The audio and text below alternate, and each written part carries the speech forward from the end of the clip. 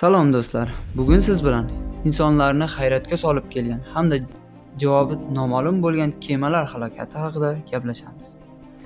Birinchi o'rinda Marie Celeste. 1872-yilda topilgan bu g'aroyib kema sirli tarzda topilgan. Marie Celeste Atlantika okeanida topilganda butun ekipaj yo'qolgan, lekin kemaning o'zi toza va yaroqli holatda bo'lgan. Oziq-ovqat zaxiralari joyida, kemada kurash izlari yo'q edi.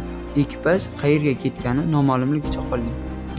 Ikkinchi o'rinda SS Ourang Meiden. 1947-yilda Indoneziya yaqinida bu yuk kemasi sirli tarzda topilgan. Barcha ekipaj a'zolari o'lik holda, yuzlarida dahshatli ifoda bilan topilgan. Qutqaruvchilar kema ichiga kirganida kema portlab ketgan. Kemada nima sodir bo'lganligi hozirgacha noma'lum. Mev Joyita 1955-yil Tinch okeanida topilgan bu baliqchi kemasi tashlab ketilgan. Lekin yo'lovchilardan va ekipajdan darak bo'lmagan.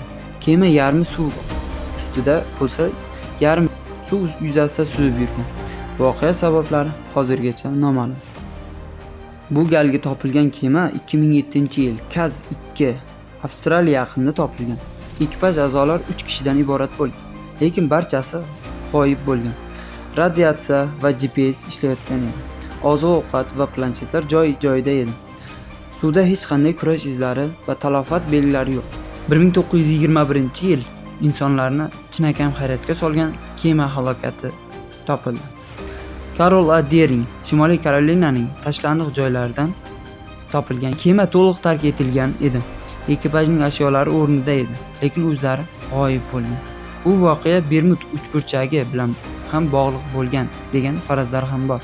Sizni ham Bermud uchburchagiga oid ma'lumotlar, kemalar halokatlari qiziqtirsa, izohlarda o'z fikringizni qoldiring.